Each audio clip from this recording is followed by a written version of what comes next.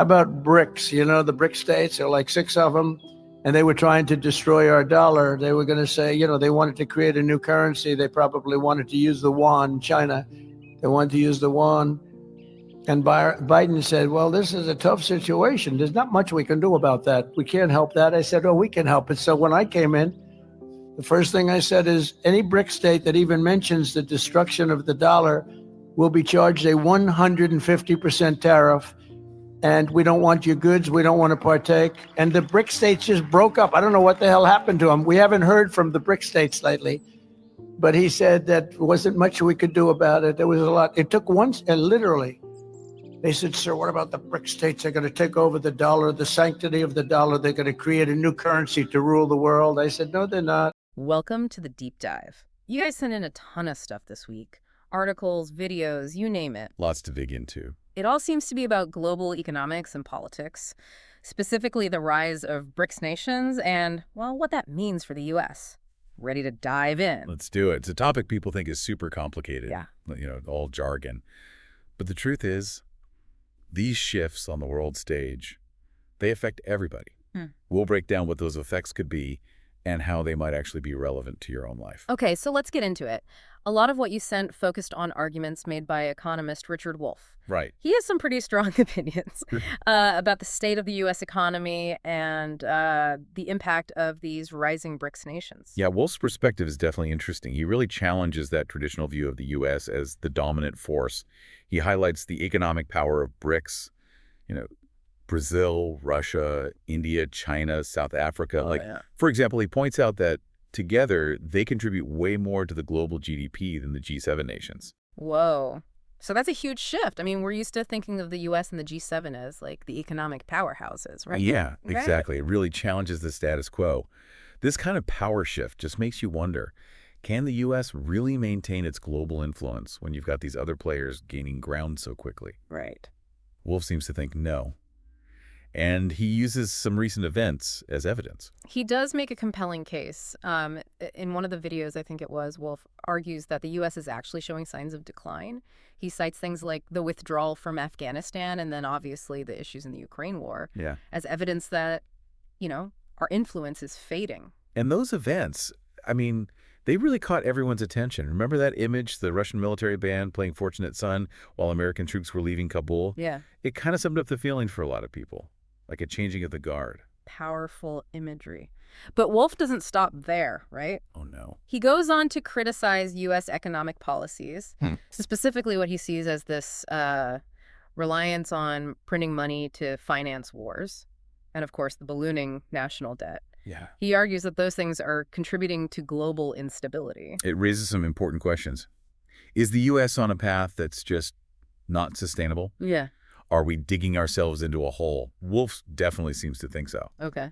And his analysis gets even more interesting when you think about former President Trump. Yeah, Wolff spends a lot of time analyzing Trump's approach to foreign policy, you know, trying to distance the U.S. from its allies in Europe while getting closer to Russia at the same time. It's a really interesting dynamic. Suggests that maybe Trump recognized this shift in global power, like he was trying to adapt just in a very unorthodox way. Isolating the U.S. from its allies, getting cozy with Russia, definitely raised some eyebrows on both sides. Oh, yeah. It wasn't exactly business as usual. Wolff even suggests that Trump bringing Russia closer was a strategic move to weaken the BRICS alliance. He argues that historically, Russia and China haven't always been on the best of terms, despite their current partnership. That's an interesting theory. Historically, there has been some friction between Russia and China. Yeah. But it's also worth noting that they've both publicly affirmed their commitment to their alliance. So whether that strategy would have worked, who knows? So maybe it's not so easy to just drive a wedge between them. But this whole conversation, the declining influence of the U.S., the rise of BRICS, it feels very New World Order, right? Like we're on the verge of a major power shift. Definitely have that vibe. Wolff seems to believe that the current global order it's not going to last. Yeah. He predicts a move toward a multipolar world where power is distributed more evenly. It's like, imagine a giant game of Risk. All the old alliances are crumbling, these new players are stepping in, and it's all up for grabs. Kind of unsettling. That's a great analogy. Really captures that sense of uncertainty. You know? And makes you wonder, what does all of this mean for the average person? How does this global power dynamic actually affect our day-to-day lives? Right. That's the big question, isn't it? Huge shifts in global power. But how does that actually translate down to the individual level? What does it mean for me, for you, for everyone listening? And that's exactly what we're going to talk about in the next part of our deep dive. Because these changes, they're not just some abstract geopolitical concept. Yeah. They have very real consequences for everyone. Okay, so we've been talking about these huge shifts happening globally, but it's easy to get lost in the abstract. Like you said, these changes have real effects on everyday life. Right. So can you give us some concrete examples? Like, how could these global power dynamics actually play out for the average person? Yeah. I think one of the most immediate places we might feel the impact is, well, our wallets. As BRICS nations gain more economic power, they'll likely have more say in those global financial institutions, like the World Bank and the IMF. The institutions that have historically been dominated by the U.S. and its allies. Exactly. And this shift could mean changes in how development projects are funded, how global trade is regulated, even how currencies are valued. Wow. Imagine, like, a world where the U.S. dollar isn't the main currency for international trade. Yeah. That would ripple out and affect everything, from interest rates on loans to the prices of imported goods. So the price of my morning coffee could be directly impacted by the rise of BRICS. It's possible. And speaking of things we buy, think about those global trade patterns. As BRICS economies grow, they're going to need new markets for their stuff, their goods and services. And they might not always prioritize trading with the U.S., especially if these tensions keep rising. Right. That's Yeah. a key point. We could see this shift toward more regional trade blocs, BRICS nations trading more amongst themselves and with other developing countries. Okay. This can lead to changes in supply chains, which could then impact the availability and cost of the things we need every day. So that new phone or laptop I've been wanting, it might become more expensive, harder to get, if the supply chains shift away from the U.S. Exactly. And it's not just about economics, these shifting power dynamics. They also have security implications. As the U.S.'s influence decreases, its ability to be this stabilizing force in world affairs, that might also diminish. So we could see more regional conflicts, more instability. It's a possibility. As other powers try to fill the vacuum left by a less dominant U.S., we might see a rise in conflicts. And that could then further disrupt global trade and just create more uncertainty in the markets. And those conflicts could have huge consequences, especially if they involve nations with nuclear weapons, like Russia or China. Absolutely. The stakes are very high in a multipolar world. It's complex, potentially volatile. But in all this talk of declining U.S. influence and potential instability, are there any potential upsides to a multipolar world? Like, could there be silver linings to this changing global order? That's a good point. It's easy to focus on all the negative possibilities, but change isn't always a bad thing, right? Exactly. A more multipolar world where power is more balanced could lead to more cooperation and collaboration between nations. Instead of one country calling the shots, we might see a more balanced approach to global issues. So more voices at the table, potentially leading to more innovative and equitable solutions. Exactly. It could also give developing countries more of a voice in global affairs, which could then lead to more sustainable solutions to things like climate change and poverty. It's not all doom and gloom. There are definitely challenges, but also opportunities for positive change. So it's not necessarily a zero-sum game, but that still leaves the question of how we as individuals navigate this complex and changing landscape. Like, what can we do to thrive in a world that's constantly in flux? That's a great question, and that's what we'll explore in the final part of our deep dive. We'll discuss some strategies for staying informed, engaged, and resilient in a world that feels increasingly unpredictable. All right, so we've talked about a lot in this deep dive. The rise of BRICS, the potential decline of U.S. influence, what it all means for everyday people like us. It's a lot to process, kind of overwhelming, honestly.